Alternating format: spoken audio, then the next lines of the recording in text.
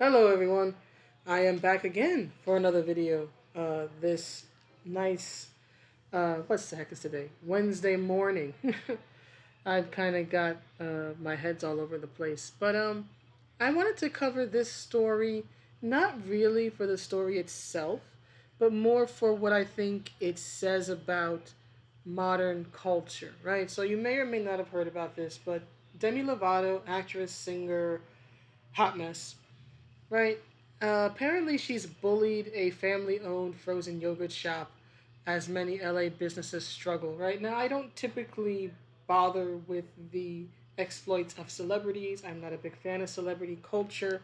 And most of the celebrities I would be a fan of are, people who are even older than me, right? But I highlight this because I think her behavior in this situation highlights the behavior that we see online, in particular with this idea of everybody having to cater to you, right, and to your needs and to your sensitivities. So, to briefly summarize this story, right, over the weekend, singer Demi Lovato attacked a small business, a FroYo shop, for displaying sugar-free options, right? And I love this part here that this article brings out, which is saying that Demi Lovato has 102 million followers at the time of their writing this uh, article.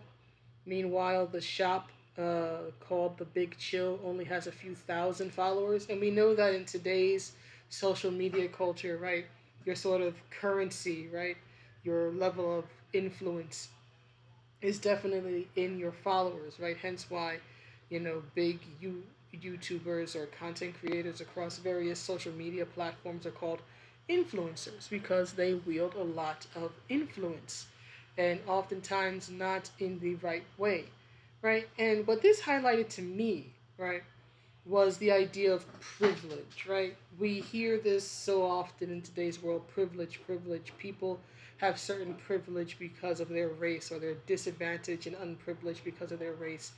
BS. BS. Demi Lovato indeed has privilege, but she doesn't have privilege because of her gender or her race. She has privilege because of her fame, right? Her fame, with her fame comes influence, right? With her fame comes millions of people who follow her across various social media online. It makes her an influencer.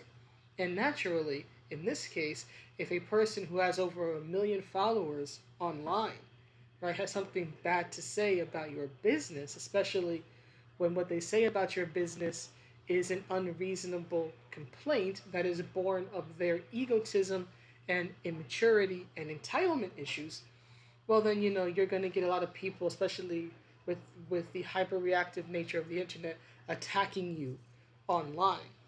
And here's the thing: in my personal opinion, privilege of any type, be it money or influence, status, whatever it is not inherently wrong or inherently a bad thing. It is simply a thing. Some people have privilege, some people don't. For example, I am not privileged in the way that Demi is. I don't have her money, I don't have her talent, I don't have her social media following. However, I am very privileged when compared, say, to a beggar on the street who doesn't even have the things that I have, right? So privilege is this very, in my opinion, subjective thing. But there's nothing wrong with having privilege. The problem is what you do with that privilege, right? Some people take their privilege and they try to uplift and help others. Some people act like Demi and they use their privilege and their influence to punch down, right? But here's the thing, right? So it says here that Demi Lovato called out the Big Chill over an Instagram story and saying that she found it extremely hard to order froyo from them when you have to walk past tons of sugar-free cookies and other foods before you get to the counter. As if she couldn't just send someone to buy her what she wants. But anyway, as this article points out, right, uh, she's outed herself. Oh, come on. Come on. She's outed herself as someone who's unable to think of anybody else's needs other than her own, right? So, according to the screenshots and according to this story, right, apparently Demi said that it was hard for her to walk past the sugar free cookies and other diet foods and told them to do better, please. Right? And then she hashtagged diet culture vultures, right? Diet culture being, of course, the unhealthy eating habits that infest the diet and fitness world. I think diet culture is a lot more than just sugar-free foods, but whatevs, right? So then they respond to her saying that they're not diet vultures and that they cater to all their customers and have done so for the past 36 years. So they've been around for as long as I've been alive. 85 for life!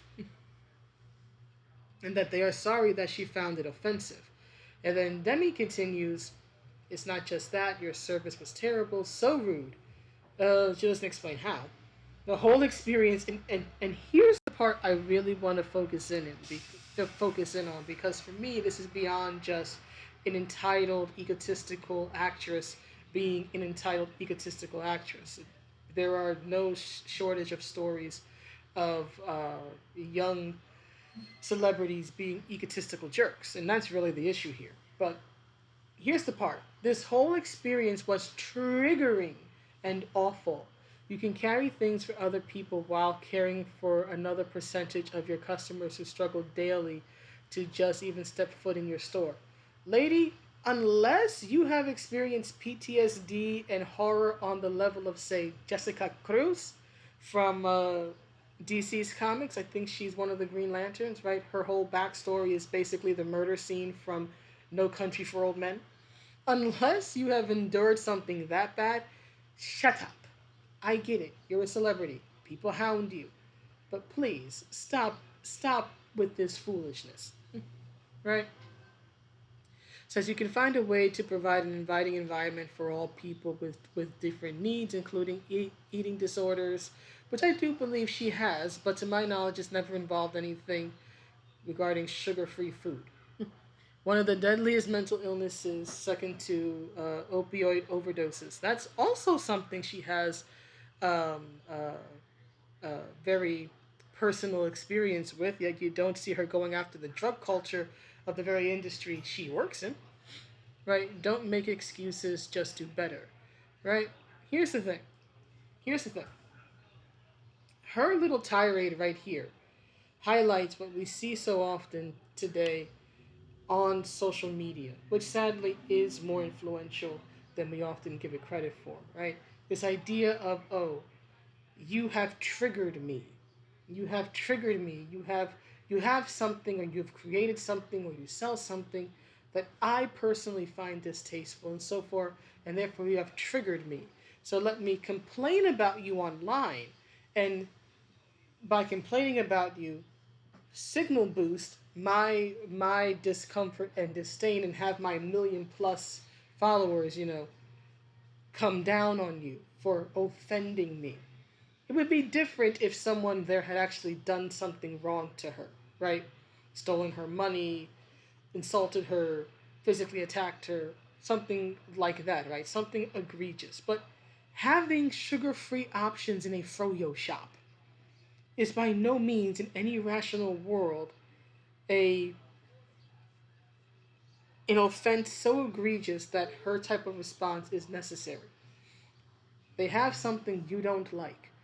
You can either endure it, as you did, or you can just find another store. Right? And the reason I highlight this is because we see this type of behavior all the time online.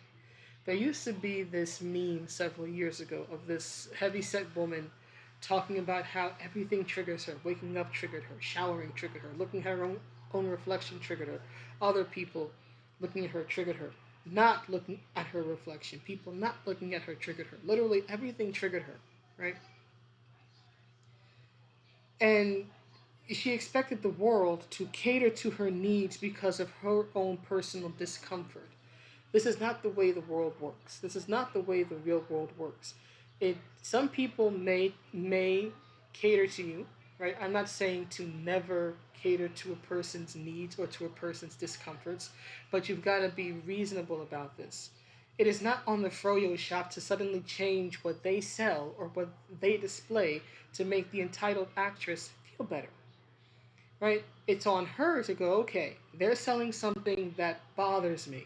Let me go somewhere else where it won't bother me, right? Her type of entitlement, her type of, I'm triggered, so I must complain, and I'm triggered, and so you have done something wrong. You have made me uncomfortable or offended me in some way, so you're the problem, is what leads to stuff like, and I know I've covered this several times, I know people are tired of me, but it leads to stuff like this. It leads to the cancellation or the attempted cancellation. I don't know if it's officially been canceled yet, but let's see what the. So, as I was saying, over 16,000 people have signed this. So, we have 16,000 people in the world who are convinced that this game is a problem. They can't prove the game is a problem. They can't prove that it's going to make people violent mass murderers. But they believe that because their personal fifis have somehow been offended, or for many of them, they are offended on the behalf of someone else, that this game uh, must be canceled. Now, whether or not it's actually been canceled, I don't know yet. I haven't heard anything, but we see this type of thing all the time, right? The cancellation of books, the cancellation or the bullying of various creators online. For example, Troy Levitt, and I'll eventually get back to his situation, but Troy Levitt, resigned. I think it was either earlier this month or last month, but he resigned from his position on a Harry Potter game that's supposed to come out soon because of a YouTube channel that he had a few years ago, where, in my opinion, he respectfully critiqued Anita Sarkeesian and her ilk. But the fact that I guess you would say in today's world, controversial opinion exist, right, is enough to get a person canceled because of the fact that your opinion does not fall in line, right, and can possibly offend someone is now enough to get you uh, to resign from a particular video game, right? And we've seen that plenty of times, right? And Demi's behavior here is just a very sad but true example of not just cancel culture per se, but the entitlement culture. The entitlement culture, the unreasonableness of entitlement culture that gives birth to cancel culture. You have offended me by simply having this, by simply being this, by simply believing this, right? You have not catered to my needs or to my sensitivities, and therefore you must be yeeted, right? I must I must have people come after you, right, and bully you online because you have offended me in some way. I am not a grown enough adult to accept the fact that the world doesn't actually revolve around me, said the starlet. So instead, I will blame you because I refuse to grow up. But again, like I said, and I've been saying for several minutes now, this type of entitlement culture is what leads to cancellations, right? This belief that everything must cater to your needs, right? Everything you cannot be made to be offended or to feel uncomfortable. That being offended or being uncomfortable is an affront and an attack in and of itself. Rational people know that this is not the case. Unfortunately, it seems like the rational people don't have the power anymore. And it's the Demi Lovatos of the world who screech online about minor offenses and turn molehills into mountains and controversies into controversies. Now, fortunately, most of the internet has sided with the Froyo company in this case because, again, she's being completely unreasonable. But there are more Demis out there. There are more examples of this, and we see them all the time in gaming, in media, and this and that. So, yeah, that was pretty much what I just wanted to make this video about. The toxicity of the behavior of Miss Lovato and how it is not limited to just the arrogant, egotistical, immature, entitled, privileged, beautiful elite who make their money because people like and admire them. This has spread. It's gone from just them and their special little group to now a larger space online. And I know many people say, well, Twitter isn't real life. Very true. But Twitter impacts real life.